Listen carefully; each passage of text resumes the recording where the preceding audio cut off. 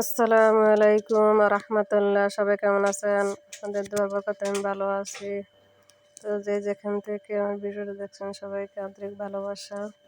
তো আজকে নিয়ে আসলাম লাল খয়েরির মধ্যে সাদা সুতা দিয়ে কাজ করা অনেক সুন্দর একটা ডিজাইন। আমার নিজের মন থেকে আর্ট করেছি। যদি কারো ভালো লাগে, প্রয়োজন হয়, নিতে চান, তাহলে কমেন্ট করে জানাবেন।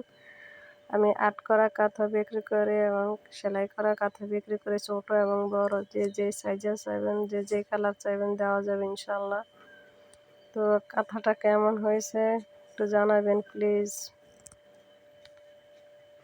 এটা অনেক বড়, 14.5 গজ দিয়ে বানানো হয়েছে। 2 ফিটের মধ্যে পবলিন কাপড় দিয়েছি। কাপড় অনেক ভালো, উন্নত মানের। তো এখানে শেষ করলাম। আল্লাহ হাফেজ।